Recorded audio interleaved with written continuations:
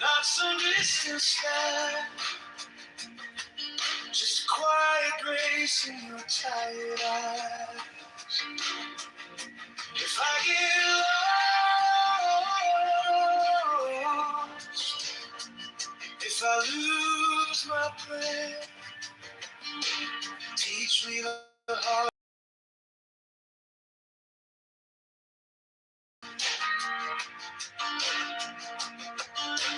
Characters of promise you make at midnight.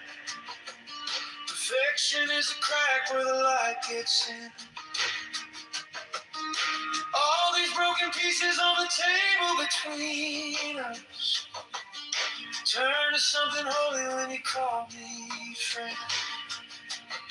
I see the image of the golden man in the way you love, in the way you stand.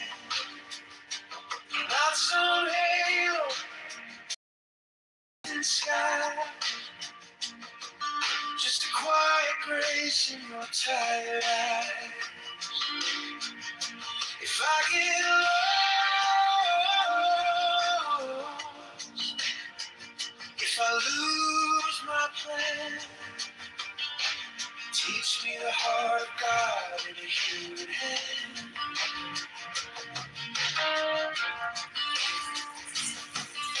Every scar, a little stained glass.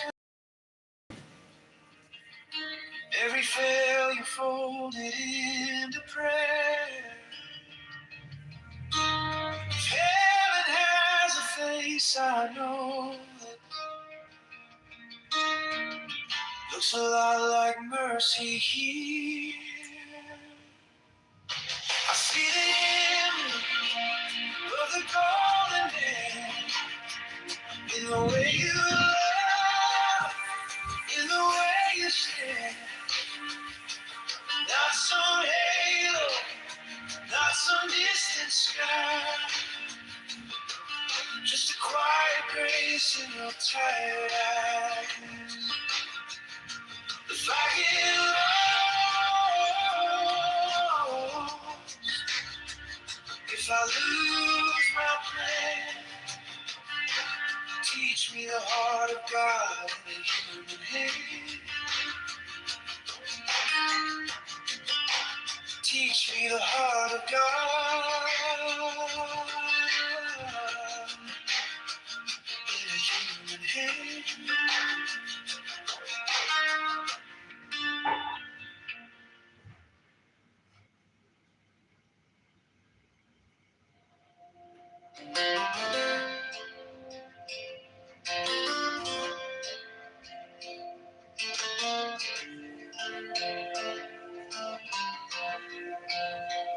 I was chasing flawless, straight lines, clean hands, trying to polish every moment into something it could never stand.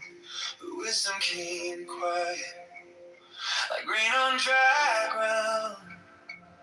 Said you're not a finished statue, you're the clay I'm shaping now. I'm a perfect work in progress. Every scar, every step, every breath held inside your kindness. You're not asking me to impress. You call this beating, breaking heart, a mirror of your love.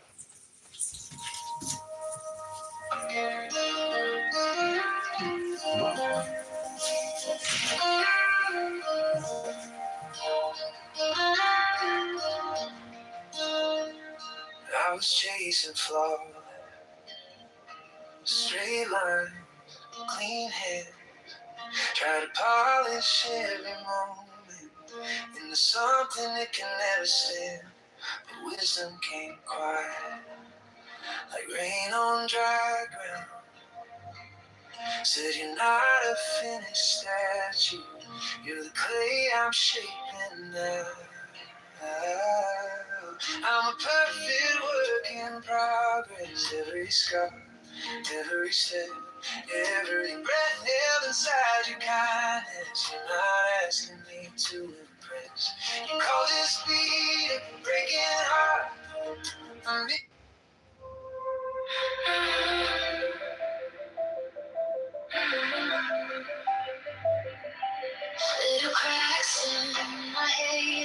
Coffee stain on my white shirt. Still I'm tracing every shadow for a hint of how you were. I keep tripping on my questions, set my heart on every doubt. Yeah, you're writing in the margins, lines I still can't figure out. You're the wisdom in my wonder, joy inside my aching chest. You're the beauty in the broken peace that lets my chaos rest. You're the courage in my shaking. You're the way my will grows kind. Perfect love, perfect reflection. Drawing heaven through my life.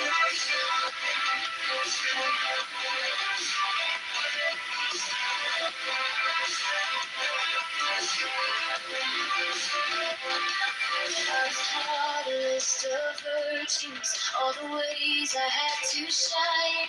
But you're patient with my missteps, turning rules to living right. Every scar becomes a teacher, every failure fertile ground. Slowly shaping softer edges, till your kindness shows in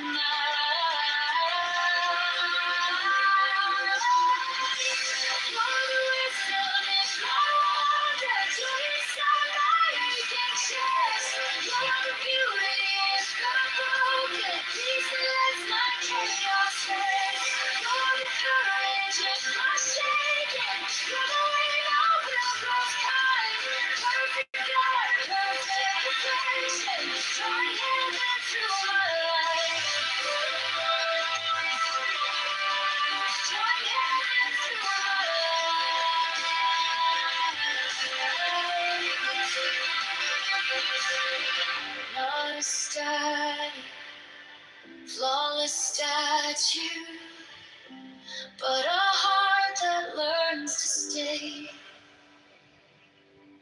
when it's hard to offer mercy. You still meet me in the grave. Oh, you are faithful in the in-between, when my strength and fear collide. Make something bright and holy from this light.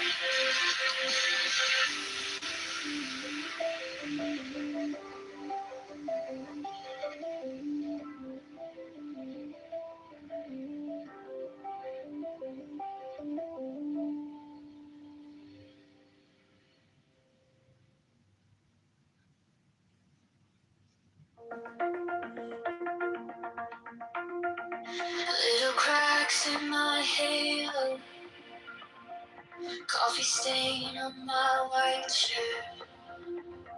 Still I'm tracing every shadow for a hint of how you were. I keep tripping on my questions, still my heart on every doubt. Yeah, you're writing in the margins, lines I still can't figure out. You're the wisdom in my own joy inside my aching chest. You're the beauty in the broken piece that lets my chaos rest.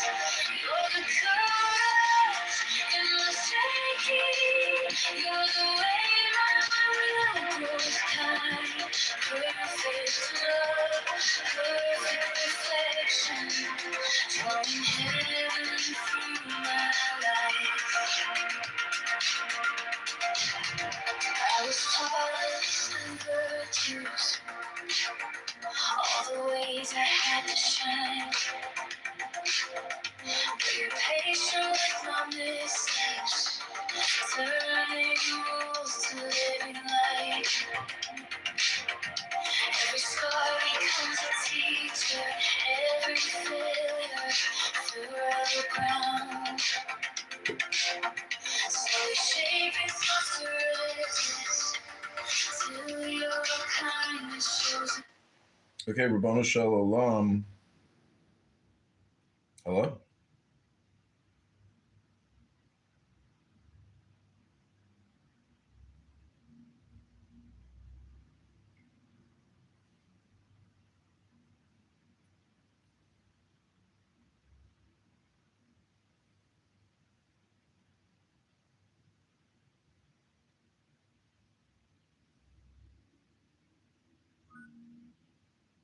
Yeah.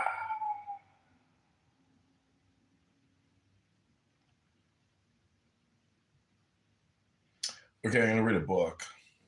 It's going to be like a 30-minute meditation. I hope you enjoy. Rabbanu Shalom.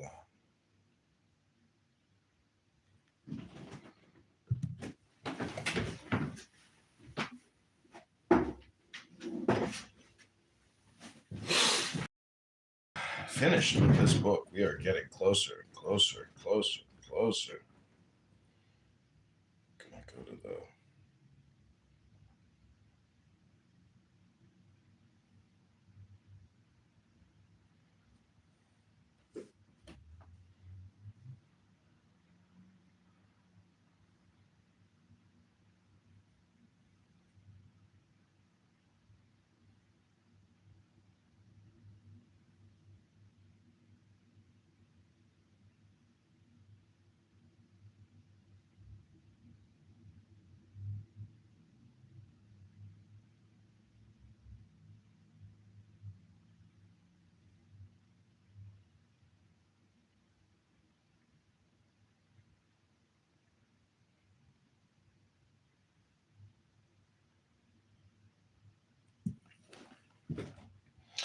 Okay, this is the Isa Book Club. Reading wisdom by John Kitover. Rabbanu Shalom. This is going to be a 30-minute book reading, aka a meditation. We're sipping coffee. We're taking deep breaths. And we are about to engage with the Kabbalah. Oh, my friend is here.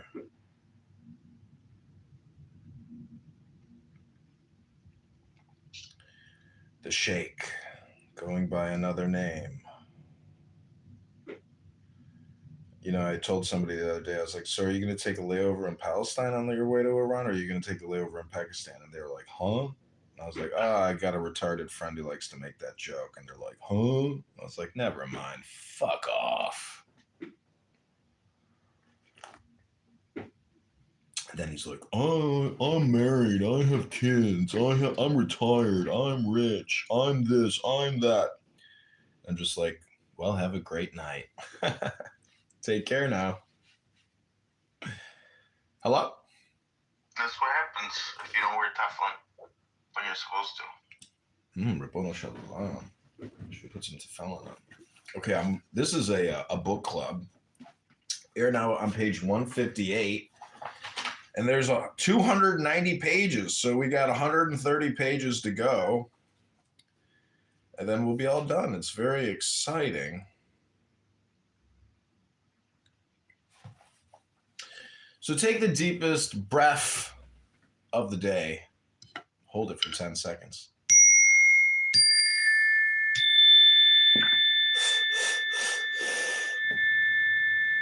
Well, said he to his consultant, give me some details about your visions.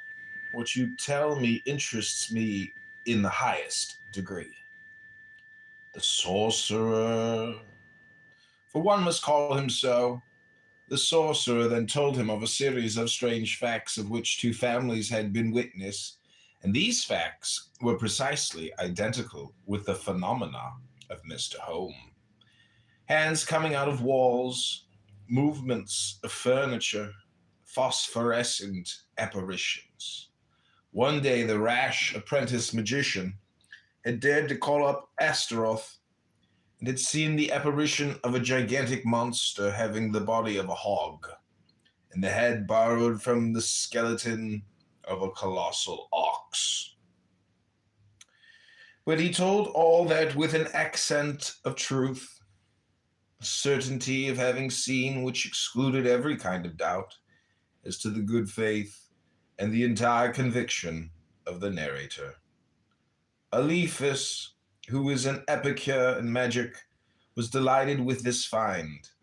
In the 19th century, a real sorcerer of the Middle Ages, a remarkably innocent and convinced sorcerer, a sorcerer who had seen Satan under the name of Adonai. Satan dressed like a respectable citizen, and Astaroth in his true diabolical form. What a supreme find for a museum. What a treasure for an archaeologist. My friend, said he to his new disciple, I'm going to help you find what you say you have lost. Take my book, observe the prescriptions of the ritual, and come again to see me in a week. A week later he returned, but this time the workman declared that he had invented a life-saving machine of the greatest importance for the Navy. The machine is perfectly put together. It only lacks one thing. It will not work. There is a hidden defect in the machinery. What was that defect? The evil spirit alone could tell him. It is then absolutely necessary to evoke him.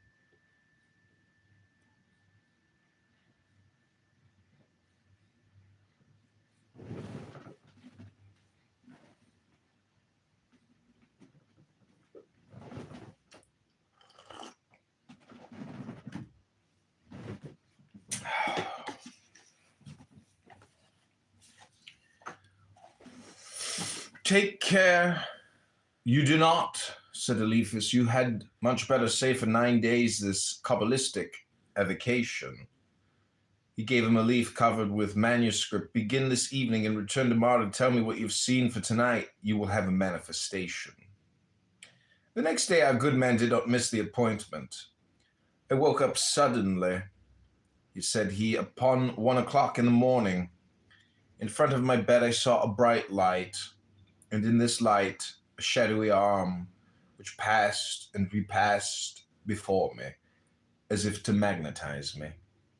Then I went to sleep again, and some instants afterwards, waking anew, saw again the same light, but it had changed its place.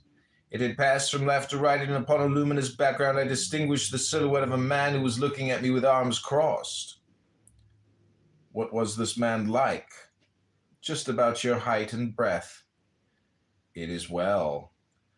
Go and continue to do what I told you. The 9 days rolled by. At the end of that time, a new visit, but this time he was absolutely radiant and excited as soon as he caught sight of Alephus. Thanks, master, he cried. The machine works. People whom I did not know have come to place at my disposal the funds which were necessary to carry out my enterprise. I have found again peace and sleep, and all that thanks to your power.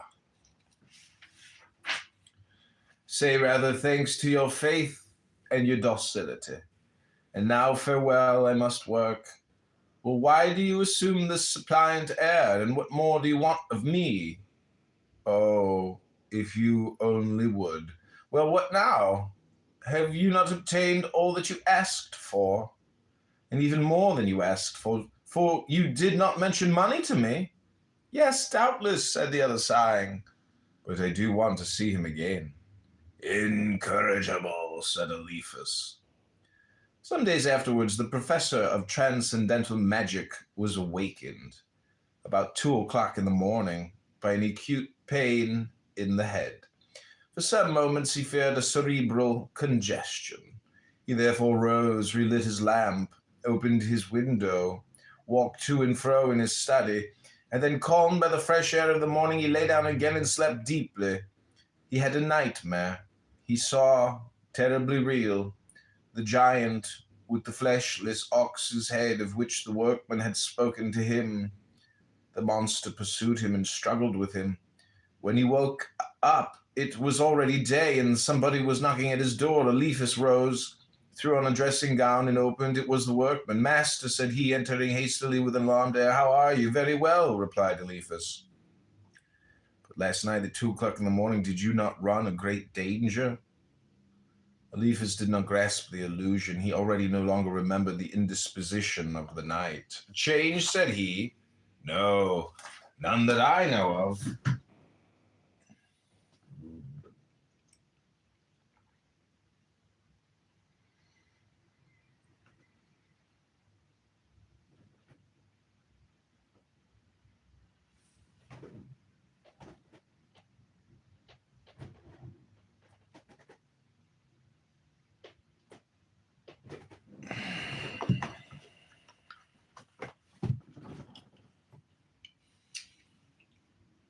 Hey, Meta, start recording.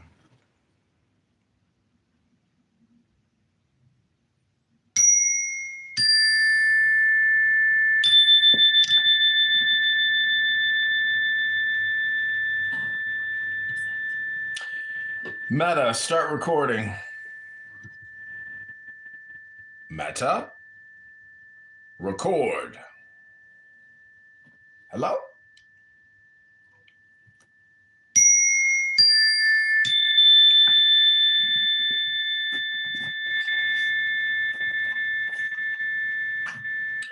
A danger, said he. No, none that I know of. Have you not been assaulted by a monster phantom who sought to strangle you? Did it not hurt you? Eliphas remembered. Yes, said he, certainly. I had the beginning of a sort of apoplectic attack and a horrible dream, but how do you know that? At the same time, an invisible hand struck me roughly on the shoulder and awoke me suddenly. I dreamt then that I saw you fighting with Astaroth. I jumped up and a voice said in my ear, Arise and go to help of thy master, he is in danger. I got up in a great hurry, but where must I run? What danger threatened you? Was it at your own house or elsewhere? The voice said nothing about that. I decided to wait for sunrise. Immediately day dawned, I ran, and here I am. Thanks, friend, said the Magus, holding out his hand. Astaroth is a stupid joker. All that happened last night was a little blood to the head. Now I am perfectly well. Be assured then, and return to your work. Strange as may be the facts which we have just related, there remains for us to unveil a tragic drama much more extraordinary still. It refers to the deed of blood, which at the beginning of this year plunged Paris and all Christendom into mourning and stupefaction. A deed in which no one suspected that black magic had any part. Here is what happened. During the winter at the beginning of last year, a bookseller informed the author of the Dogme et Ritual de la Haute Magie that an ecclesiastic was looking for his address, testifying the greatest desire to see him.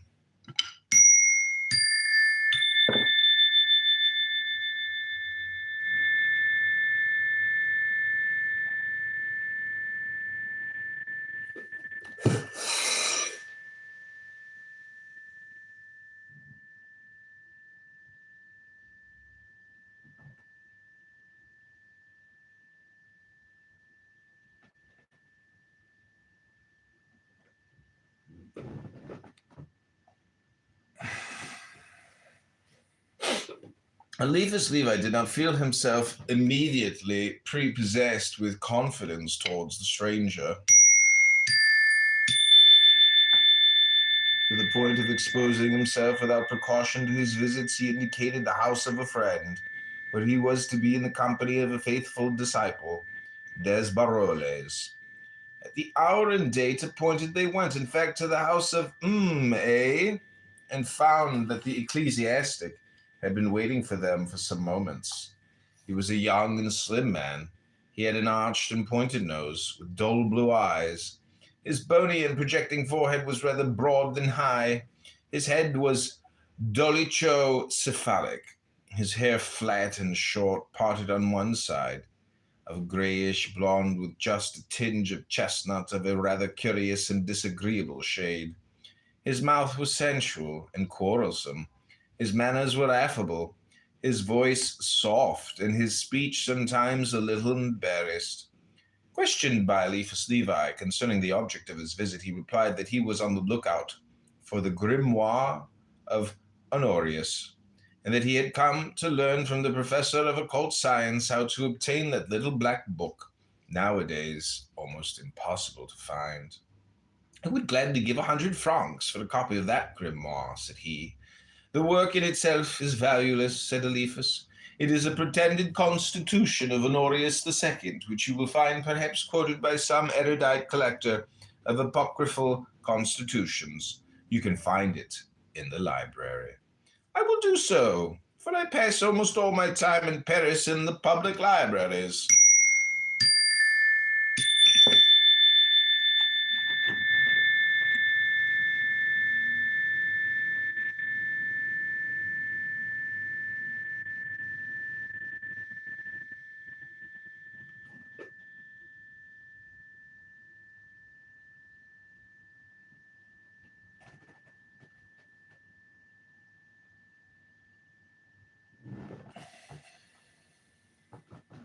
You are not occupied in the ministry in Paris? No, not now. I was for some little while employed in the parish of Saint Germain Auxerrois, and now you spend your time understanding curious researches in occult science. Not precisely, but I am seeking the realization of a thought. I have something to do. I do not suppose that this something can be an operation of black magic. You know as well as I do, Reverend Sir, that the Church has always condemned, and still condemns severely, everything which relates to these forbidden practices. A pale smile, imprinted with a sort of sarcastic irony, was all the answer that the Abbé gave, and the conversation fell to the ground. However, the chiromancer des Baroles was attentively looking at the hand of the priest. He perceived that a quite natural explanation followed. The Abbé offered graciously, and of his own accord, his hand to the experimenter. Des Baroles knit his brows and appeared embarrassed. The hand was damp and cold, the fingers smooth and spatulated. The Mount of Venus, or the part of the palm of the hand which corresponds to the thumb, was of a noteworthy development.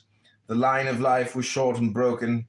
There were crosses in the center of the hand, and stars upon the mount of the moon. Reverend Sir, said Des Baroles, if you had not a very solid religious education, you would easily become a dangerous sectary. For you are led on the one hand toward the most exalted mysticism, and on the other to the most concentrated obstinacy, combined with the greatest secretiveness that can possibly be.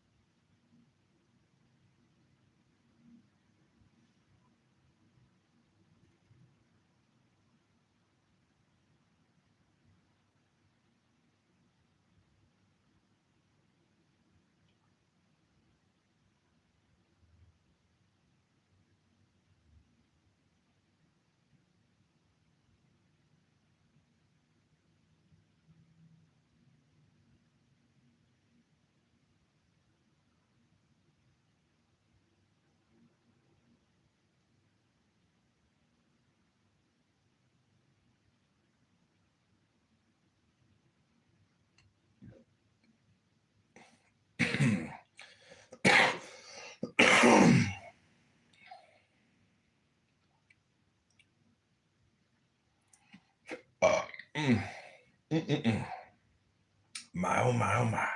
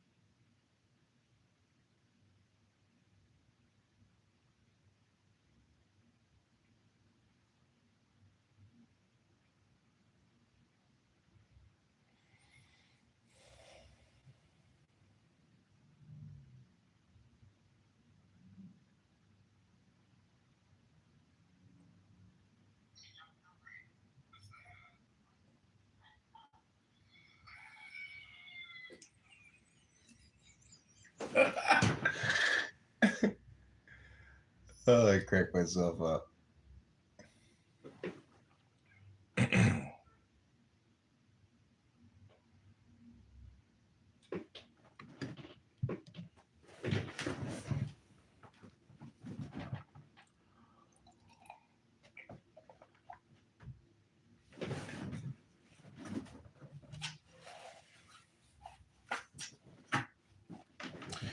Okay, this is page 164. I think this is where we left off.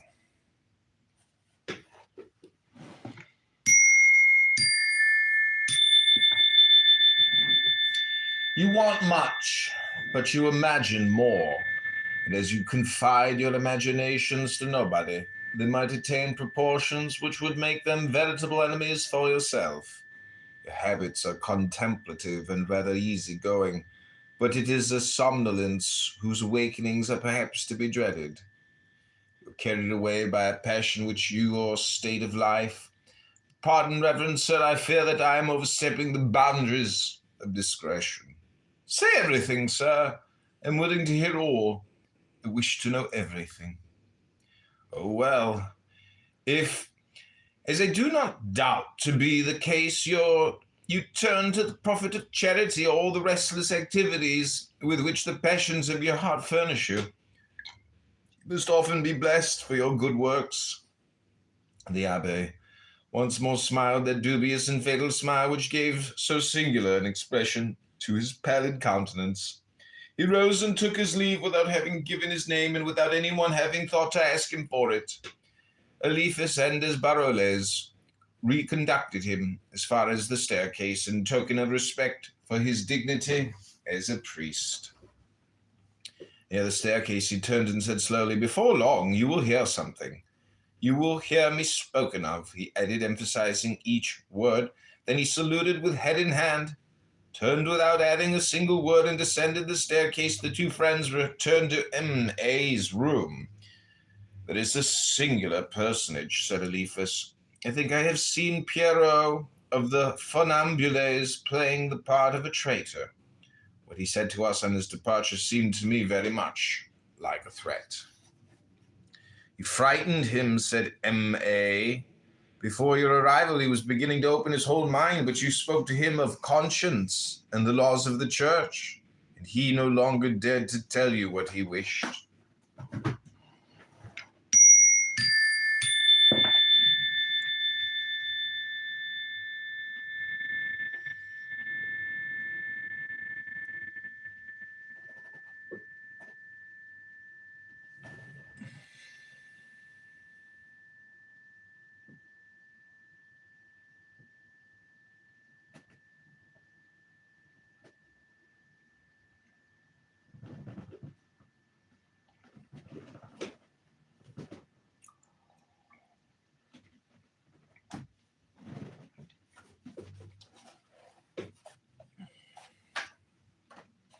"Bah!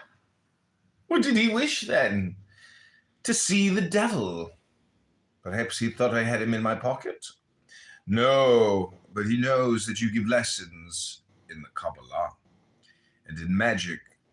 So he hoped that you would help him in his enterprise. He told my daughter and myself that in his vicarage in the country, he had already made one night an evocation of the devil by the help of a popular grimoire. Then, said he, whirlwind seemed to shake the vicarage. The rafts groaned, the wainscoting cracked, the door shook, the windows opened with a crash, and whistlings were heard in every corner of the house. He then expected that formidable vision to follow, but he saw nothing. No monster presented itself. In a word, the devil would not appear. That is why he is looking for the grimoire of Honorius, for he hopes to find it in stronger conjurations and more efficacious rites." "Really? But the man is then a monster, or a madman?" "I think he is just simply in love," said Desbaroles. "He is gnawed by some absurd passion, and hopes for absolutely nothing unless he can get the devil to interfere." "But how then? What does he mean when he says that we shall hear him spoken of?" "Who knows? Perhaps he thinks to carry off the Queen of England or the Sultana Valide. The conversation dropped, and Aholia passed without M.A. or Desbaroles or Eliphas hearing the unknown young priest spoken of.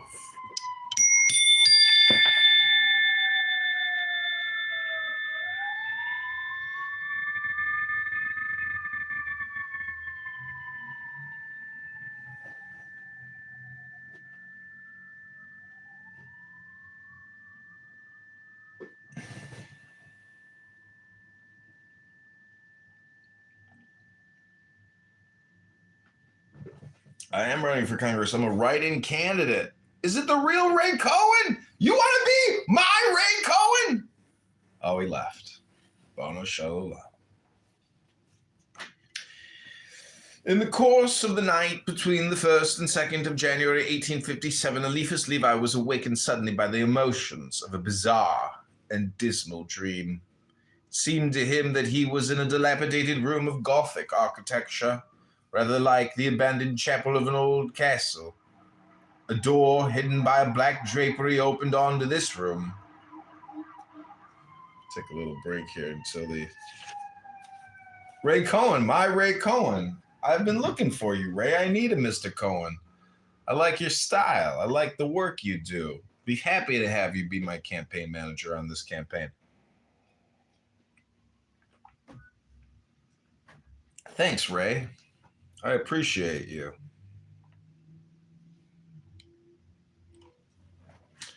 Okay, continuing on. A door hidden by a black drapery opened onto this room. Behind the drapery, one guessed the hidden light of tapers, and it seemed to Eliphas that, driven by a curiosity full of terror, he was approaching the black drapery.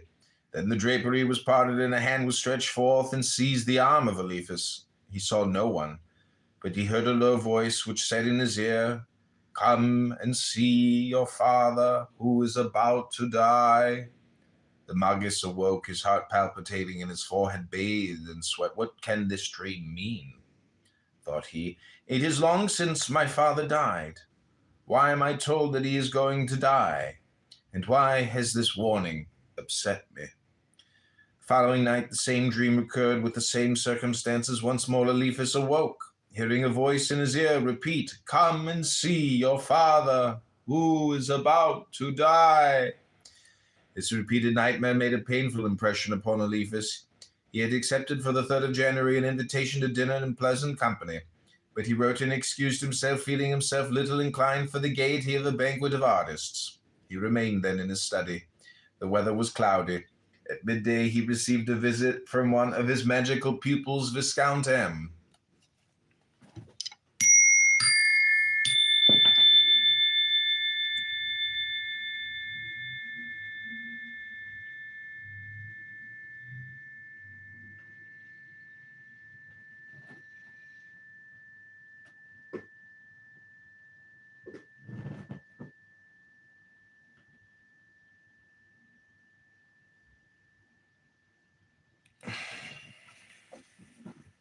When he left, the rain was falling in such abundance that Eliphas offered his umbrella to the Viscount, who refused it.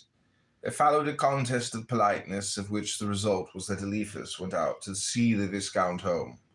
While they were in the street, the rain stopped. The Viscount found a carriage, and Eliphas, instead of returning to his house, mechanically crossed the Luxembourg, went out by the gate which opens on the Rue d'Enfer, and found himself opposite the Pantheon. A double row of booths improvised for the festival of Saint Genevieve indicated to pilgrims the road to Saint Etienne du Mont. Eliphas, whose heart was sad and consequently disposed to prayer, followed that way and entered the church. It might have been at that time about 4 o'clock in the afternoon.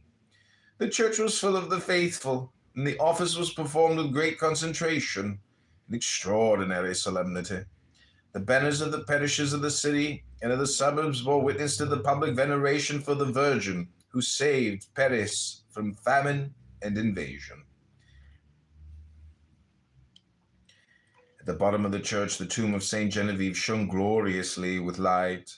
They were chanting the litanies, and the procession was coming out of the choir. After the cross, accompanied by its acolytes and followed by the choir boys, came the banner of Saint Genevieve. Then walking in double file came the lady devotees of Saint Genevieve, clothed in black with a white veil on the head, a blue ribbon around the neck, and the medal of the legend, a taper in the hand, surmounted by the little Gothic lantern that tradition gives to the images of the saint. For in the old book, Saint Genevieve is always represented with a medal on her neck, that which Saint Germain de Auxerre gave her, and holding a taper which the devil tries to extinguish, but which is protected from the breath of the unclean spirit by a miraculous little tabernacle.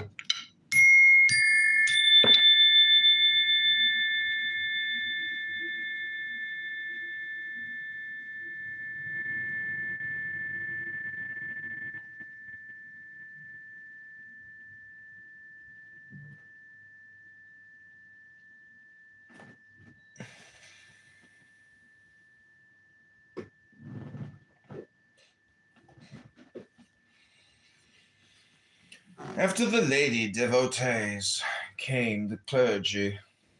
Then finally appeared the venerable Archbishop Paris, mitred with a white mitre, wearing a cope which was supported on each side by his two vicars. The prelate, leaning on his cross, walked slowly and blessed to right and left the crowd which knelt about his path. Eliphas saw the Archbishop for the first time and noticed the features of his countenance. They expressed kindliness and gentleness, but one might observe the expression of a great fatigue and even of a nervous suffering painfully dissimulated. The procession descended to the foot of the church, traversing the nave, went up again by the aisle at the left of the door, came to the station of the tomb of Saint Genevieve. Then it returned by the right-hand aisle, chanting the litanies as it went. A group of the faithful followed the procession and walked immediately behind the Archbishop. Eliphas mingled in this group in order more easily to get through the crowd which was about to reform, so that he might regain the door of the church. He was lost in reverie, softened by this pious solemnity. The head of the procession had already returned to the choir. The Archbishop was arriving at the railing of the nave. There the passage was too narrow for 3 people to walk in file. The Archbishop was in front, and the 2 grand vicars behind him, always holding the edges of his cope, which was thus thrown off and drawn backwards in such a manner that the prelate presented his breast uncovered and protected only by the crossed embroideries of his stole.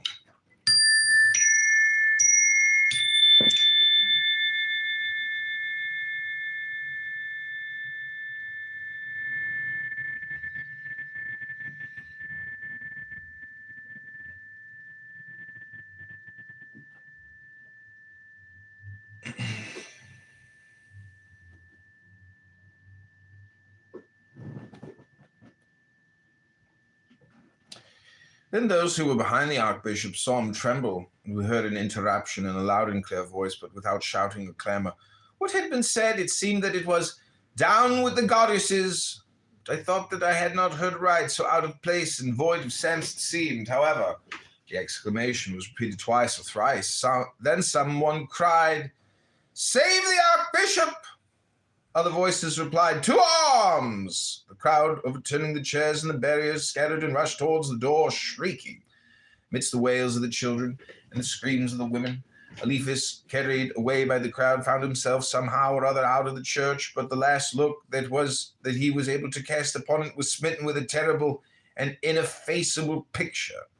In the midst of the circle made large by the affright of all those who surrounded him, the prelate was standing alone, leaning always on his cross and held up by the stiffness of his cope, which the grand vicars had let go, and which accordingly hung down to the ground.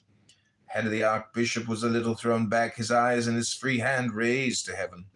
His attitude was that which Eugene Delacroix has given to the Bishop of Liege in the picture of his assassination by the bandits of the Wild Boar of the Ardennes.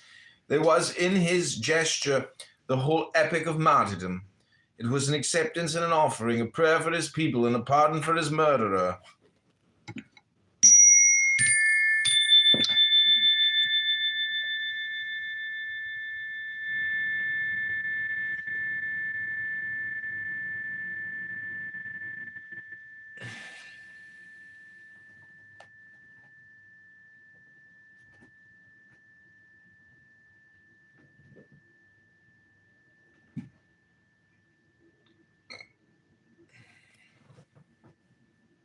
This is the subnote. Extract from Sir Walter Scott's notes on the murder of the Bishop of Liege. The bishop's murder did not take place till 1482. In the months of August and September of that year, William de la Marck, called the Wild Boar of the Ardennes, entered into a conspiracy with the discontented citizens of Liege against the Bishop Louis of Bourbon, being aided with considerable sums of money by the King of France.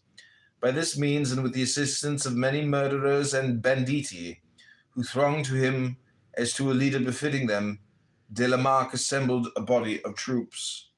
With this little army he approached the city of Liege. Upon this, the citizens who were engaged in the conspiracy came to the bishop, and offering to stand by him to the death, exhorted him to march out against these robbers. The bishop therefore put himself at the head of a few troops of his own, trusting to the assistance of the people of Liege. But as soon as they came in sight of the enemy, the citizens, as before agreed, fled from the bishop's banner, and he was left with his own handful of adherents. At this moment, de la Marck charged at the head of his men. With the expected success, the bishop was brought before de la Marck, who first cut him over the face, then murdered him with his own hand, and caused his body to be exposed naked in the great square of Liege before St. Lambert's Cathedral. 3 years after the bishop's death, Maximilian, Emperor of Austria, caused de la Marck to be arrested at Utrecht, where he was beheaded in 1485.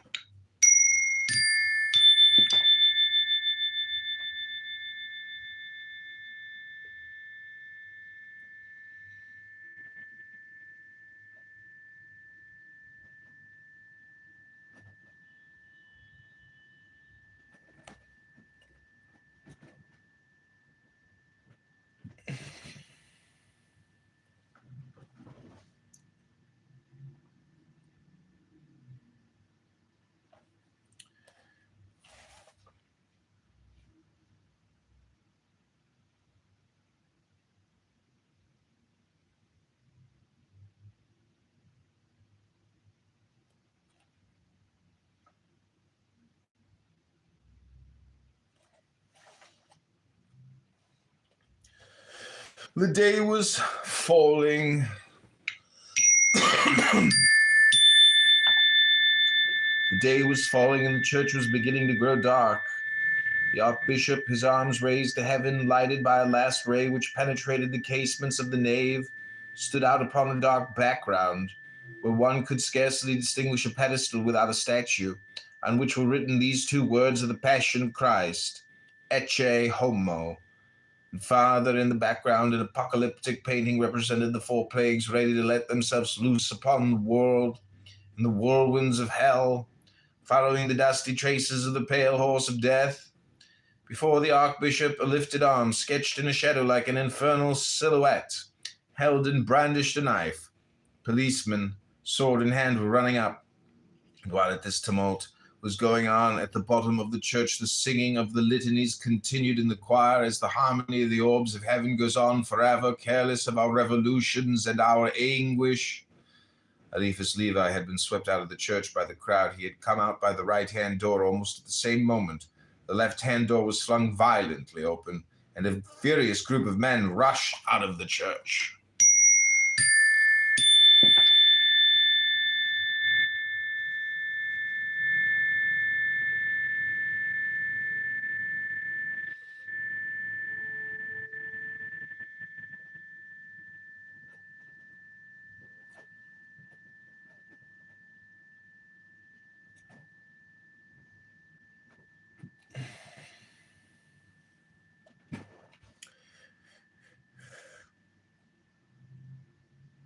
Eliphas Levi had been swept out of the church by the crowd. This group was whirling around a man whom 50 arms seemed to hold, whom 100 shaking fists sought to strike. This man later complained of having been roughly handled by the police, but as far as one could see in such an uproar, the police were rather protecting him against the exasperation of the mob. Women were running after him, shrieking, "Kill him!" "But what has he done?" cried other voices. "The wretch! He has struck the archbishop with his fist," said the women. Then others came out of the church, and contradictory accounts were flying to and fro. "The archbishop was frightened and has fainted," said some. "He is dead," replied others. "Did you see the knife?" added a third coma. It is as long as a saber, and the blood was streaming on the blade. The poor archbishop has lost one of his slippers, remarked an old woman, joining her hands. It is nothing, it is nothing, cried a woman who rented chairs. You can come back to the church. Monsignor is not hurt. They have just said so from the pulpit. The crowd then made a movement to return to the church. Go, go, said at that very moment the grave and anguished voice of a priest. The office cannot be continued. We are going to close the church. It is profaned.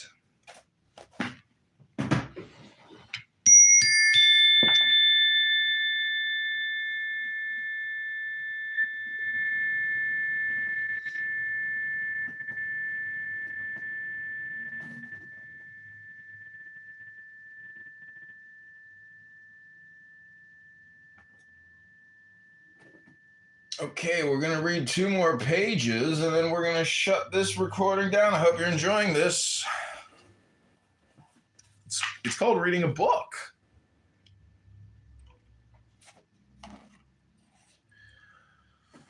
How is the archbishop, said a man. Sir, replied the priest, the archbishop is dying. Perhaps even at this very moment he is dead. The crowd dispersed in consternation to spread the mournful news of Paris.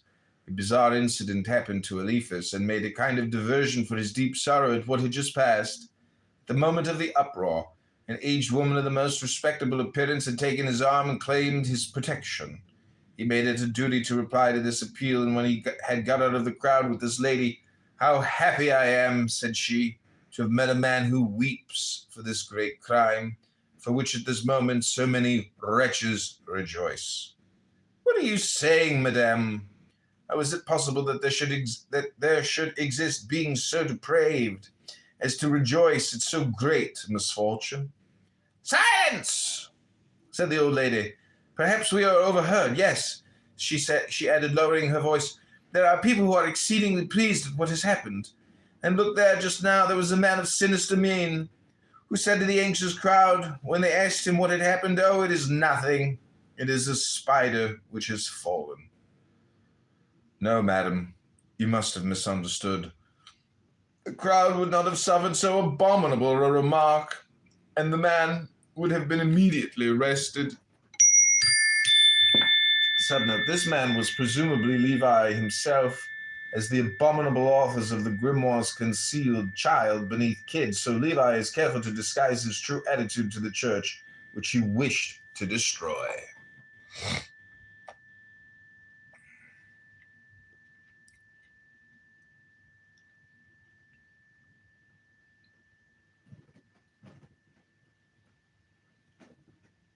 Okay, this will be the last page I'm reading. Thanks for watching. Hit that like button, subscribe now. Would to God that all the world thought as you do, said the lady.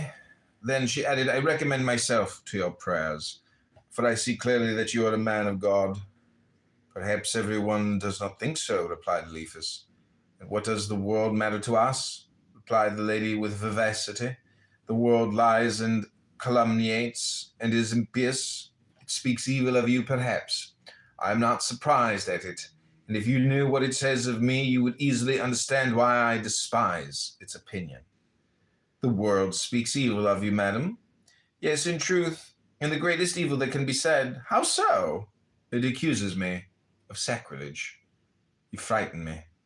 Of what sacrilege, if you please? Of an unworthy comedy that I am supposed to have played in order to deceive 2 children on the mountain of Saletti. What? You must be... I am Mademoiselle de la Maliere.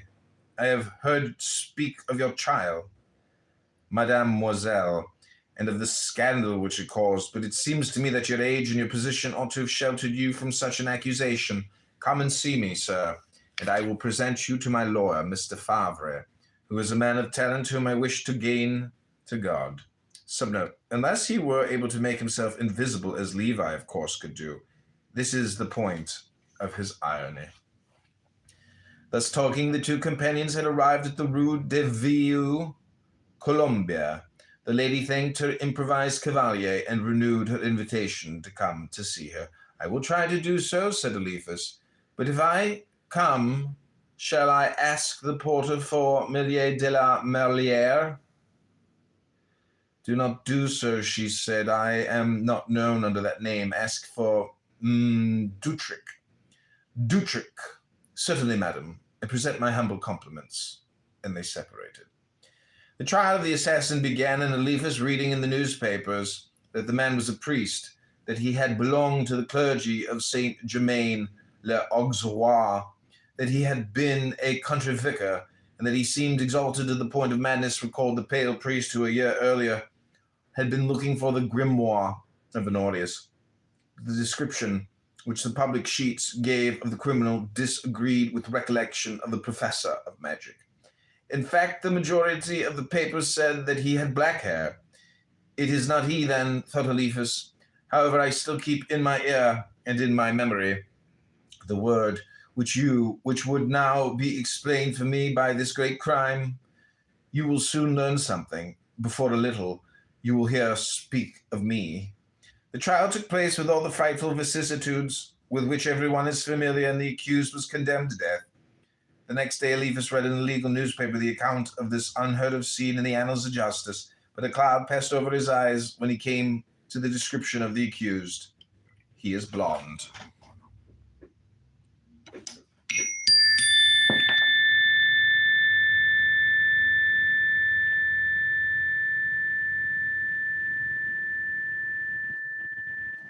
Okay, actually, we're just going to read one more page, so when I come back to the book, I won't duplicate the reading. This is the final page. It must be he, said the professor of magic. Some days afterwards, a person who had been able to sketch the convict during the trial showed it to Eliphas. Let me copy this drawing, said he, all trembling with fear. He made the copy and took it to his friend Desbaroles, of whom he asked, without other explanation, do you know this head? Yes, said Desbaroles energetically. Wait a moment. Yes. It is the mysterious priest whom we saw at, A's, who wanted to make magical evocations. Oh, well, my friend, you confirm me in my sad conviction. The man we saw we shall never see again. The hand which you examined has become a bloody hand. We have heard speak of him as he told us we should. That pale priest, do you know what was his name? Oh, my God, said Desbaroles, changing color. I am afraid to know it. Well, you know it. It was the wretch Louis Berger. Some weeks after what we have just recorded, Eliphas Levi was talking with a bookseller whose specialty was to make a collection of old books concerning the occult sciences. They were talking of the grimoire of Honorius. Nowadays it is impossible to find it, said the merchant.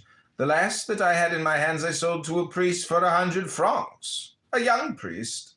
Do you remember what he looked like? Oh, perfectly, but you ought to know him well yourself, for he told me he had seen you, and it is I who sent him to you. No more doubt then the unhappy priest had found the fatal grimoire. He had done the evocation and prepared himself for the murder by a series of sacrileges, for this is in what the infernal evocations consist according to the grimoire of Honorius.